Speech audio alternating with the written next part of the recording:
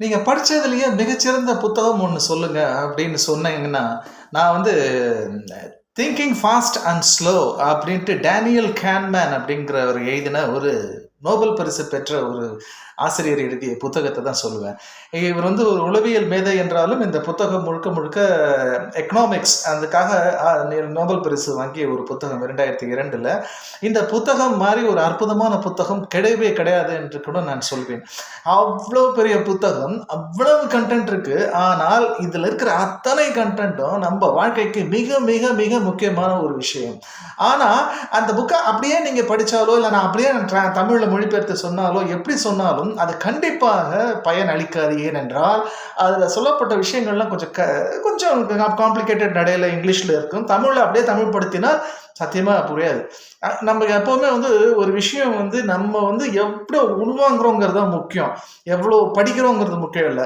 அதை உள்வாங்கிறதுக்கு தான் அதை தான் நான் இந்த வீடியோவில் நான் செய்யணும்னு ஆசைப்படுறேன். அதாவது இவ்வளோ அற்புதமான புத்தகத்தை எல்லோரும் பயன்பெற வேண்டும் அப்படிங்கிறதுக்காக ரொம்ப ரொம்ப எளிமைப்படுத்தி கொடுக்க போகிறேன். அப்படி கொடுக்கறதுடைய முயற்சி தான் இந்த காணொலி. திங்கிங் ஃபாஸ்ட் அண்ட் ஸ்லோ அப்படிங்கிற அந்த புத்தகத்தின் தலைப்பை தமிழில் எப்படி சொல்லலாம் அப்படின்னா, வேகமாக சிந்திப்பதும் மெதுவாக சிந்திப்பதும் அப்படின்னு கூட சொல்லிடலாம். இப்போ இதை ஆரம்பிக்கும்போது இது மொத்தம் 6 பகுதியாக இருக்குது. 6 பகுதியில் நிறைய விஷயங்கள் சொல்ல போகிறேன் பின்னாடி. இதை முதல் பகுதின்னு வச்சுக்கலாம். முதல் பகுதியே ரொம்ப எளிமையாக உங்களுக்கு நான் விளக்குறேன். அவர் வந்து பல உதாரணங்களில் சொல்லுவார். நான் மிக மிக எளிமையாக இந்த புத்தகத்தை உங்களை விளக்குகிறேன். ஏனென்றால் முதலில் ஆரம்பத்தில் இந்த புத்தகத்தின் அடிநாதமே என்ன தெரியுமா? 2 சிஸ்டம் இருக்கிறது. System 1, system 2. வாழ்க்கையில் நாம் டெசிஷன் எடுப்பது, வாழ்க்கையை நடத்துவது, எல்லா முடிவுகள் எடுப்பதும் 2 விதமான டெசிஷன், 2 விதமான சிஸ்டம். இந்த சிஸ்டம் வந்து சைக்கலாஜிக்கலாக வந்து சிஸ்டம் 1, சிஸ்டம் 2 அவர்னு சொல்கிறார். இன்னும் சொல்ல போனால் ஸ்டாட்டிஸ்டிக்கலாக மேத்தமெட்டிக்கலாக இதை எடுத்து சொல்லலாம். காரலேஷன் காசேஷன் அப்படின்னு சொல்லுவாங்க. அது வந்து அது இப்போ தேவையில்லை. சிஸ்டம் 1 சிஸ்டம் 2ங்கிறது கொஞ்சம் குழப்பமான இது புத்தகப்படி. அதை மிகவும் எளிமையாக எப்படி விளக்குவது, இதை வந்து நான் தமிழில் வந்து உங்களுக்கு சின்ன ஒரு அவங்க வேற கதையில மாதிரி சொல்கிறாரு, நான் ஒரு சின்ன கதை மாதிரி உங்களுக்கு நான் சொல்கிறேன். நான் வந்து சின்ன வயசில் வந்து கொஞ்ச நாள் இதில் எங்கள் அப்பா வந்து இதிலெல்லாம் வேலை பார்த்துருந்தார். அதாவது இந்த நம்ம கர்நாடகா தமிழ்நாடு வனப்பகுதி இருக்குது பார்த்தீங்களா? அதாவது சேலம் மேட்டூர் டேம் அந்த இடம் பக்கத்தில் வந்து எங்கள் அப்பா வந்து இதில் வேலை பார்த்துருந்தார். ரெவென்யூ இந்த பெரிய ஒரு டெப்டி கலெக்டர் போஸ்ட்டில் இருக்கும் பொழுது, அதுக்கு அந்த காலகட்டம் வந்து 1980. நான் வந்து ரொம்ப சின்ன பையன். நான் எவ்வளோ சின்ன பையனாக இருக்கும்போது வந்து எனக்கு ரொம்ப வந்து எங்கள் அப்பா வந்து அப்பப்போ ஊருக்கு வருவார் மெட்ராஸ்க்கு. அவர் வேலையிலேருந்து. நான் எங்கள் அப்பா கிட்ட கேட்பேன், என்னம்மா நீங்கள் அப்போ என்ன ரொம்ப முக்கியமான விஷயம் என்ன நடந்ததுன்னா, வீரப்பன் சந்தனக்காடு வீரப்பன் வந்து அப்போ வந்து ரொம்ப ஆக்டிவாக இருக்கிற பீரியடு. இன்னும் சொல்ல போனால் ஈவன் அந்த கேப்டன் பிரபாகரன் போன்ற படங்கள்லாம் கூட எடுக்கலை. அதுக்கும் முன்னாடி அப்போ தான் வீரப்பன் பிரபலமாயிட்டு வர்றாரு. அந்த காலகட்டத்தில் எங்கள் அப்பா வந்து ரெவென்யூ ஆஃபீஸராக இருந்ததுனால அவர் வந்து இங்கே வந்து சொல்லுவார். நான் ஒரு சில விஷயம் யாருமே நான் ரொம்ப இன்ட்ரெஸ்டாக கேட்பேன். ஏன்னா அப்போல்லாம் மீடியா கிடையாது, யூடியூப் கிடையாது, எந்த விதமான செய்தி பத்திரிகையில் படிக்கிறது தான் செய்தி. அப்படி இருக்கும்போது எனக்கு ரொம்ப ஆர்வமாகிடுச்சு. எனக்கு இந்த வீரப்பன் நான் படித்தேன். நான் கொஞ்சம் இது முன்னாடி இந்த மாதிரி அவர் வீரப்பன் வந்து எப்படிப்பட்டார் அப்படின்னும் போது அவர் எங்கள் அப்பா டைரெக்டாக இன்ஃபர்மேஷன் கொடுப்பார்ல. நாங்கள் காட்டுக்கு போகும்போது ரெவென்யூ ஜீப்பு போனால் அவர் வந்து தடுக்க மாட்டார். அவருக்கு கரெக்டாக தெரியும் எந்த ஜீப் வந்து forest officer jeep, police jeep, எந்த ஜீப் வந்து ரெவென்யூ, யார் அவங்கள தாக்குறாங்களோ அவங்கள தான் அவர் அட்டிப்பார். இன்னும் சொல்ல போனால் அவருடைய தாக்குதலுடைய பெரும்பாலான காரணம் வந்து இவங்களுடைய தாக்குதலுக்கு ரிட்டாலியேட் பண்ணுற டிஃபென்ஸ் மாதிரி தான் அவர் தாக்குதல் நடத்திக்கொள்ளும். அதாவது இவங்க கிராமத்துக்குள்ள பூண்டு தேடுதல் வேட்டைன்னு சொல்லி அப்பாவி மலைவாழ் மக்கள், கிராமத்து மக்கள் எல்லாம் போட்டு இம்சை பண்ணும்போது அதற்கு அவங்க வந்து கடைசியில் வழி இல்லாமல் அவர் வீரப்பன் கிட்ட ஆறுதலுக்கு போகிற அளவுக்கு அது கடைசியில் வீரப்பன் வந்து அவர்களை காப்பாற்றும் ஒரு ஆள், அவங்களுக்கு பெரிய இது மாதிரி ஆயிட்டாரு. அப்படி ஆகும் பொழுது இந்த நாள் தான் அவர் மேலும் மேலும் இன்னும் சொல்ல போனால் அந்த காலகட்டத்தில் அவர் வந்து யாராலையும் பிடிக்க முடியாத ஒரு மிகப்பெரிய இதுவாக இருந்தார். அப்படி அவர் இருந்தபொழுது வெறும் இந்த நேச்சர் மட்டும் இல்லை, மிக மிக முக்கியமான காரணம் அவர் வந்து இந்த காட்டை வந்து ரொம்ப நல்லா புரிஞ்சுக்கிட்டாரு. எப்படின்னா அந்த காலகட்டத்தில் வந்து உங்களுக்கு வந்து ஜிபிஎஸ் இந்த மாதிரி கூகுள் எதுவுமே கிடையாது.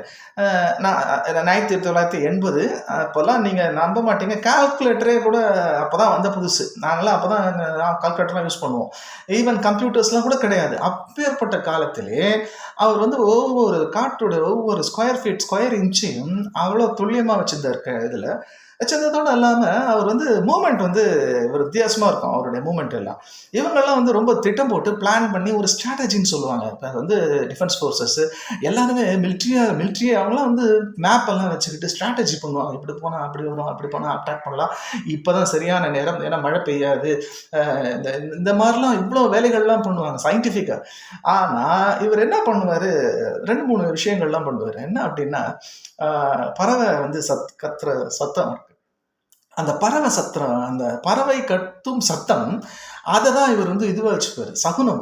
அந்த ரைட், இந்த பறவை இப்படி போகுது, கிழக்க போகுது, இது இன்னும் இப்படி கத்திட்டு போகுது, அந்த இடத்துல அந்த மிருகம் அங்கே கத்துது, ஸோ அந்த இடத்துல எல்லாம் கிளியர், அப்போ நம்ம போகலாம், இன்னைக்கு இந்த தேதியில் இந்த நடந்ததுன்னா. இந்த சகுனங்களை மிக மிக நம்பிக்கையாக ஹேண்டில் பண்ணி கொண்டு மூமெண்ட் நடத்தி கொண்டு இருந்தார். இப்போ இதெல்லாம் என்னென்னா, இவங்க சகுனத்தை நம்பாதவர்கள் அப்போவே உருவாயிட்டாங்க, அந்த நாத்திகர்கள் இப்படிலாம் சொல்லுவாங்க. அவங்க வந்து இவர் வந்து என்னெல்லாம் பிரச்சனைகளை இவங்க சொல்கிறாங்களோ அந்த சகுனங்களை பற்றி, ரேஷனல் திங்கிங் அப்படின்னு சொல்லிட்டு பகுத்தறிவுங்கிற பேரில் வந்து எல்லாத்தையும் கிண்டல் அடிப்பாங்க, தீ மிதிக்கிறது கிண்டல் அடிப்பாங்க. அவங்க காட்டில் அந்த ஆதிவாசிங்க பண்ணுற அத்தனையுமே வந்து இவங்களாம் நம்ம மக்கள் வந்து கிண்டல் அடிச்சுட்டு இருந்த காலம் சயின்ஸுங்கிற பேரில். ஆனால் இப்போ என்ன ஆகுது, அப்போ ஈவன் அந்த கூட்டத்தில் இருக்கிற ஒருவரோட பையன் வந்து படிக்க வரான்னு வச்சுக்கோங்க, அவரே சொல்லுவான், என்னப்பா அவங்க அப்பா அவர் வந்து வீரப்பன், அவங்கெல்லாம் வந்து எதையோ நம்புகிறாங்க, சகுனத்தை நம்புகிறாங்க, எதையோ நம்புகிறாங்க, அதாவது என்ன சொல்கிறது, மூட நம்பிக்கைகளை பேஸ் பண்ணி எப்படின்னு. இல்லை இன்னுமே வந்து நீங்கள் மூட நம்பிக்கைலாம் வச்சுக்காதீங்க, சயின்டிஃபிக்காக அதை பாருங்கள், மேப் இருக்குது, இதை படித்து இப்படி போங்க அப்படி போங்க அப்படி இப்படின்னு சொன்னால் அப்போ தான் நீங்கள் வந்து இதுவாக முடியும் அப்படின்னு சொல்லும்போது இவங்களுக்கு வந்து பதில் சொல்ல தெரியாது. இல்லை இதெல்லாம் வந்து ஆன்மீகம், கடவுள் வழிபாடு, மூட நம்பிக்கை, இதுக்கெல்லாம் அர்த்தம் இருக்குது, இதெல்லாம் சும்மா கிடையாது அப்படிலாம் ஈவன் பதில் சொல்லக்கூட தெரியாது. அதனால் மேலே இவங்க கிண்டல் தான் பண்ணிகிட்டு இருந்தாங்க, படிப்புங்கிற பேரில் அவங்களுடைய நம்பிக்கைகளை கிண்டல் தான் பண்ணிகிட்டு இருந்தாங்க. இதில் என்ன ஆகுதுன்னா, இதுதான் வந்து டேனியல் கேன்மன் வந்து சிஸ்டம் 1ல் கொண்டு வர்றாரு. இப்போ என்ன ஆகுது, ஒருத்தர் காட்டுக்கு போகிறாருன்னு வச்சுக்கோங்களேன், ஒரு தடவை என்ன ஆகுது, இப்போ வீரப்பன் அவருடைய கூட்டாளி ஒருத்தர் போகும்போது ஒரு புலியோ ஒரு சிங்கமோ ஒன்று வருது. ஓகே, புலி சிங்கம் வரும்பொழுது ஒரு ஆள் அடிச்சிடுது. அடித்த உடனே தூரக்க இன்னுமே சிங்கத்தை பார்த்தா நம்ம இங்கே உஷாராக நின்றுடணும். இப்போ ஏன்னா இல்லைன்னா சிங்கம் அடிச்சிடும். ஸோ இனிமேல் சிங்கம் வரும்பொழுது நம்ம அந்த இடத்த தாண்டி போகக்கூடாது. இதுதான் வந்து சிஸ்டம் 1. ஓகே, இந்த சிஸ்டம் 1 அதாவதுன்னா எளிமையாக ஒன்று அனுபவத்தில் நம்ம புரிஞ்சுக்கிறது. இது என்ன ஆகுது, இதுதான் சிஸ்டம் 1ல் அடுத்த பிரச்சனைக்கு வழிவகுக்கிறது இவங்களுடைய கூற்றுப்படி. என்ன அப்படின்னா, இப்போ வீரப்பன் அடுத்த ஸ்டெப்புக்கு போகிறாரு. ஒரு என்ன பண்ணுறாரு, 4 பேர் போகிறாங்க. அப்போ வந்து ஒரு பறவை, ஒரு ஏதோ மோசமான பறவை வச்சுக்கோங்களேன், ஒரு ஆந்தை ஒன்று கத்துது. அந்த டயத்தில் இவங்க போவாங்க, இப்போ பிரச்சனை ஆகிடுது, ஒரு குறுக்கு அது வந்துடுது. அன்னிலேருந்து இவர் என்ன சொல்கிறார், ஆந்தை கத்தும் போது அப்படி போக வேண்டாம். இப்போது ஆந்தை மேலே கத்தின்னு போனதோ இவங்க பள்ளத்தில் தடுக்கி விழுந்ததுக்கோ சம்பந்தமே கிடையாது சயின்டிஃபிக்கா. ஆனா இவர் வந்து என்ன சொல்றாரு, இந்த ஆந்த அந்த பறவை சத்திச்சுன்னா அந்த ரூட்ல போக வேண்டாம், அங்க பள்ளம் இருக்கும் ஏதாவது இருக்கும்ட்டு. அங்க மேல பறவைக்கும் பள்ளத்துக்கும் சம்பந்தம் கிடையாது. ஆனால் சயின்டிஃபிக்கா பார்த்தா அதுக்கு ஒரு ரிலேஷன் கொடுக்க முடியும். அது எப்படின்னா, அது இருட்டா கூட இருக்கலாம், இருட்டு நேரத்தில் அது வெளியில வரலாம், அமாவாசை அந்த மாதிரி அந்த டயத்துல பள்ளத்தை கவனிக்க முடியாமல் போகலாம், அந்த மாதிரி டயத்துல அந்த பறவை அப்படி கூட சயின்டிஃபிக். ஆனாலும் சில விஷயங்களுக்கும் சில நாட்டில் நம்ம லைஃப்பில் நடக்கிறதுக்கும் சம்மந்தமே கிடையாது. இப்போ உதாரணத்துக்கு பூனை குறுக்க போனால் அவங்க காரியம் நடக்காது, இல்லை வந்து இது நடந்ததுன்னா எங்கே போகிறேன்னு கேட்டால் சகுனம், இந்த மாதிரி சகுனங்களுக்கெல்லாம் ஒரு அர்த்தமே சொல்ல முடியாத மாதிரி தான் அவங்க இதெல்லாம் அதனால் என்ன ஆகுது, இது மூட நம்பிக்கைன்னு அவுட் ரைட்டாக சயின்ஸில் படித்தவங்கெல்லாம் ரிஜெக்ட் பண்ணுறாங்க. இப்போ முன்னோர்கள் சொன்னது எதுவுமே மூட நம்பிக்கை இல்லை, அர்த்தம் உள்ளது என்பதை எப்படித்தான் இவர்களுக்கு விளக்குவது என்ற ரிசல்ட் வச்சு விளக்கலாம். எப்படின்னா, இந்த மாதிரி மூட நம்பிக்கைகளை பார்த்து தான் நான் உங்களையெல்லாம் பெற்றெடுத்து வளர்த்திருக்கிறேன். நான் வந்து கோவிலுக்கு குலதெய்வத்துக்கு பூஜை போட்டு நான் என் சகுனம் பார்த்து ஜாதகம் பார்த்து இப்படியெல்லாம் வளர்த்து தான் உங்கள் அப்பாவை எல்லாம் வளர்த்துருக்கேன். இது அது மட்டும் தப்பான ஒரு இதுவாக இருந்தால் எல்லாருமே செத்து போயிருக்கணும். நீங்க சொல்றபடி சயின்டிஃபிக்கா இதுல எந்த இதுவும் இல்லை அப்படின்னா நான் பண்ண அத்தனை இதுக்கும் எனக்கு பலனே இல்லாம நம்ம குடும்பமே இல்லாமல் போயிருந்திருக்கணும். இன்னைக்கு நம்ம குடும்பம் எத்தனையோ பேர் புலிகளால் அடிக்கப்பட்டு எத்தனையோ பேர் இறந்து போயிருந்தாலும் பஞ்சத்திலோ இல்ல எதுவுமே காட்டுல, நம்ம மட்டும்தான் இன்னைக்கு காட்டுல சர்வை பண்ணிட்டு இருக்கோம். என்ன ரீசன்? என்னுடைய இந்த பழக்கங்களை நான் ஃபாலோ பண்ணதுனால, நீ சொல்ற இந்த மூட நம்பிக்கைங்கிறத நான் ஃபாலோ பண்ணதுனால இதுதான் காரலேஷன். இப்போ உதாரணத்துக்கு சிங்கம் போனா மனிதர் தாக்கப்படுவார், அவ்வளவுதான், அவன் போகிறதுக்கு வாய்ப்பு இருக்கு உயிரை விட. ஆனா ஒரு பறவை கத்தும் போது போனா ஒரு ஆள் செத்து போயிடுவான் அப்படின்னு சொல்லிட்டு உட்கார சொல்றது வந்து இதுக்கு என்ன, இதுதான் இது மூட நம்பிக்கை கிடையாது. இதை வந்து அவங்க எக்ஸ்பீரியன்ஸ்ல டெவலப் பண்ணுது. இதுதான் சிஸ்டம். இதுக்கும் அதுக்கும் சம்பந்தம் இருக்கிறது, இது காசேஷன். இதுக்கும் அதுக்கும் சம்பந்தம் இருந்தால் தொடர்பு இருக்கிறது போல் தோன்றுகிறது, காரலேஷன். இது நடக்கும்போது அது நடக்குது. ஆனால் டீப்பாக வந்து ஆராய்ச்சி இப்போ காட்டில் வந்து அந்த மாதிரி சூழ்நிலையில் அவங்களுடைய நிலைமையை நீங்கள் புரிஞ்சுக்கோங்க. நீங்கள் வந்து இங்கே இருக்கிற படித்தவங்க, சிட்டியில் இருக்கிறவங்க படித்தவங்க சொல்கிற மாதிரி சிங்கம் வரும்போதோ பறவை கத்திட்டு இருக்கும்போதோ உட்காந்து பேப்பரையும் பேனையும் எடுத்துகிட்டு கம்ப்யூட்டர் வச்சுட்டு ஜிபிஎஸ் எடுத்து கால்குலேஷன் போட்டுட்டு இருக்கிறதுலாம் நேரம் கிடையாது. வித்தின் ஸ்பிளிட் செகண்டில் அவங்க ஆக்ட் பண்ணணும். அந்த ஸ்பிளிட் செகண்டில் டக்குன்னு அவங்களுக்கு இருக்கிற ஒரே இது அவைலபிள் ஹியூரிஸ்டிக்ஸ்னு பேர், இது பேர். அப்போ அந்த பறவை சத்தம் தான் அவர்களுக்கு இருக்கிற ஒரே க்ளூ. இந்த பறவை சத்தம் வருது, டேஞ்சர், இந்த போவேனா, இப்போ இப்படி இந்த பறவை இப்படி போகுது, இந்த மான் இப்படி போகுது, ஸோ இது போகலாம். இதெல்லாம் இந்த காரலேஷன்ஸ் தான் அவங்க எடுத்துட்டு, இதுதான் சக்சஸ்க்கு காரணம். என்னன்னா இன்னைக்கு அவங்க உயிரோட இருந்தாங்க. அதுக்கப்புறம் இன்னும் சொல்ல போனா சயின்ஸ் மேப்பெல்லாம் வச்சு ஃபாலோ பண்ணவங்க தான் ரொம்ப கஷ்டப்பட்டாங்க காட்டில். இவங்களை கூட இந்த சங்கீத இதெல்லாம் ஃபாலோ பண்ற சிஸ்டம் ஒன்னை ஃபாலோ பண்றவங்க தான், அவங்க தான் ரொம்ப நாள் 25 வருஷம் வந்து கொடி கட்டிட்டார் அவர். இன்னும் சொல்ல போனா அவர் கடைசியில வந்து ஏமாற்றி ஒரு செத்தப்பம்பு அடிப்பது போல் தான் நடித்தார். வெற்றியே கிடையாது. வயசாகி அவருக்கு கண் பார்வை மங்கி அந்த கேட்ராக்ட் பிரச்சனை வந்து அதற்கு ட்ரீட்மெண்ட் கொடுக்குறேன் என்று சொல்லி அவர்களுக்குள்ளேயே ஒரு பெரிய பிரிவினை எப்படியெல்லாம் ரொம்ப ரொம்ப இது பண்ணி, அதனால அந்த மொத்த 30 ஆண்டு காலம் வீரப்பனுடைய ரெக்கார்டை நீங்கள் எடுத்து பார்த்தீங்கன்னா சக்சஸ்ங்கிறது அத்தனை இது மேட்சையும் அவர் தான் வின் பண்ணார். கடைசியில் ஒரு மேட்ச்சில் வந்து ஏஜ் அதிகமான, இப்போ தோனின்னா விளையாட முடியும் திரும்ப, அது மாதிரி அவர் வந்து ஏஜ் ஆகி விட்டுட்டதுனால அவர் வந்து, ஆனால் நான் என்ன சொல்ல வரேன்னா அவர் நல்லவரா கெட்டவரா நியாயமா அதுக்குள்ள நான் போக விரும்பல. அவருடைய சக்சஸுக்கு முக்கியமான காரணம் அவர் வந்து இன்ஸ்டிங்க்ட், இந்த மாதிரி சிஸ்டம் ஒன்னை ஃபாலோ பண்ணது தான் காரலேஷன்ஸ். இப்போ சிஸ்டம் 2ங்கிறது அப்படி கிடையாது. சிஸ்டம் 2ங்கிறது என்ன அப்படின்னா, நீங்கள் வந்து நான் பிள்ளையாருக்கு தேங்காய் உடைச்சிட்டு போனேன், நான் பாஸ் பண்ணிட்டேன், அப்போ முருகனை வந்து எழுதினார், பிள்ளையாரா வந்து எழுதினார் அப்படின்னு கேள்வி கேட்பாங்க. இல்லை, இங்கே தான் இதான் சிஸ்டம் 1. இப்போ என்ன ஆகுது, இது சிஸ்டம் 2ங்கிறது என்னன்னா, நல்லா படித்து நல்லா எல்லாத்தையும் புரிஞ்சுக்கிட்டு இந்த கேள்வி தான் வரும் சொல்லி எக்ஸாமில் பாஸ் பண்ணுறது, நல்லா ப்ராக்டிஸ் பண்ணி போய் பண்ணுறது, இதுக்கெல்லாம் டைம் வேணும். இது என்னதான் டைம் எடுத்துக்கிட்டாலும் நம்ம ஆளுங்க என்ன பண்ணுவோம், சில பேர் சிஸ்டம் 1ஐயும் கூட சேர்த்து அதுக்கப்புறம் நல்லா படித்தாலும் பிள்ளையாருக்கு ஒரு தேங்காய் உடைச்சிட்டு போய் எக்ஸாம் எழுதுறாங்க, இல்லை முருகனுக்கு ஒரு இதுக்கு இதை எழுதுறது, இந்த கந்தசாமி படத்தில் காட்டுற மாதிரி இந்த மாதிரி ஏதோ ஒன்று பண்ணுறாங்க பார்த்தீங்களா, இதெல்லாம் தான் சிஸ்டம் 1. இந்த மாதிரி விஷயங்கள் தான் ரிசல்ட்டை காட்டும் அப்படின்னு நம்ம நினைக்கிறது வந்து இதைத்தான் அவர் சொல்றாரு. இந்த சிஸ்டம் வந்து அவுட்ரைட்டாக நம்ம வெதுக்க முடியாது. ஏனென்றால் இதெல்லாம் ஃபாலோ பண்ணி தான் நம்ம தாத்தாக்கள்லாம் சர்வைவ் ஆயிருக்காங்க. தீ மிதிச்சும் குலதெய்வத்துக்கு வழிபாடு பண்ணியும் தான் இந்த நம்மள கொண்டு வந்திருக்காங்க. அவங்கெல்லாம் அதை பண்ணதுனால தான் இது நடந்திருக்கிறது. அவங்க அதெல்லாம் பண்ணாமல் அதை அந்த பறவை கத்தும்போது கண்ணை மூடிட்டு இல்லை இதுக்கு லாஜ் சம்மந்தம் கிடையாது, போகலாம் அப்படின்னு போயிருந்தோம்னா அந்த வழக்கு அந்த குடும்பமே இல்லாமல் போயிருக்கும். ஸோ அது ஒரு காலத்தில் காப்பாற்றி கொண்டு வந்ததுனால தான் அதற்கு அதுதான் scientific proof it it's a correct system, அந்த சிஸ்டம் 1. ஆனாலும் அந்த சிஸ்டம் 1 வந்து அதுக்காக நம்ம கண்மூடித்தனமாக நம்பிட்டு இருக்கக்கூடாது. சிஸ்டம் 2ங்கிறது வந்து எப்படின்னா, அந்த சிஸ்டம் 1ங்கிறது பயாசஸ் நிறைய உண்டு. இதைத்தான் அவர் சொல்கிறாரு. இதுக்கப்புறம் வந்து இதுதான் முதல் பகுதி, இன்ட்ரடக்ஷன். சிஸ்டம் 1ங்கிறது வேகமாக டக்குன்னு பிரெயின் வந்து எல்லாமே ஒரு ஷார்ட்கட் எடுக்கும். இப்போ வந்து உதாரணத்துக்கு நீங்கள் வந்து ஒரு இதுக்கு போகிறீங்க, நீங்கள் ரிப்போர்ட் கொடுக்க போகிறீங்க ஒரு கம்பெனியில், பெரிய ரிப்போர்ட்டு. நீங்கள் வந்து அந்த ரிப்போர்ட் வந்து ஒன்றுமே எழுதலை, ஆனால் வந்து சும்மா பேச்சுக்கு சொல்கிறேன், நீங்கள் அந்த ரிப்போர்ட் வந்து பார்த்த உடனே நீங்கள் என்ன எக்கச்சக்கமாக படிச்சிருக்கீங்க, என்னென்னமோ எழுதிருக்கீங்க அப்படின்னு நம்பி உங்களுக்கு வேலையை கொடுக்கணும் அப்படின்னா அந்த ரிப்போர்ட்டை வந்து நல்ல திக்கான ஒரு அட்டையில் பெரிய புத்தகம் மாதிரி போட்டு கொண்டு போனீங்கன்னா நேரம் இருக்காது அந்த பாஸ்க்கு முடிவு எடுக்கிறதுக்கு. கடைசியில் 12:30 மணிக்கு சாப்பாடு கூப்பிட்டு இருப்பாங்க. அந்த டயத்தில் கொண்டு போய் நீங்கள் அந்த ரிப்போர்ட்டை பெருசாக நீட்டினா அவர் கையில் தூக்கி பார்ப்பாரு. அந்த அட்டை ஐயோ இவ்வளோ திக்க, அந்த திக்கான அட்டை, அந்த 2 கிலோ இருக்கும் போல இருக்கடா இவன் பேப்பர்ஸு. இதுதான் கண்ணு. அதை தான் அந்த கடைசி நிமிஷத்தில் ஒரு மார்க்கு, ஆஹா 2 கிலோ இது எட்டை போடு, அப்போ இவனுக்கு 98 மார்க் போடு. என்ன சார் உள்ளுக்குள்ள நீங்க என்ன எழுதிக்கிறோம்? இதே வந்து நீங்க ஐன்ஸ்டீன் மாதிரி E=mc² ஒரு பெரிய கம்ப சூத்திரத்தையே ஒரே பேப்பர் எழுதி நீட்டினாலும் அது உண்மையான விடையா இருந்தாலும் ஒரு பேப்பரை கொண்டு வந்திருக்க. இதுதான் ஹியூரிஸ்டிக்ஸ், நமக்கு கிடைக்கிற இதை வச்சு.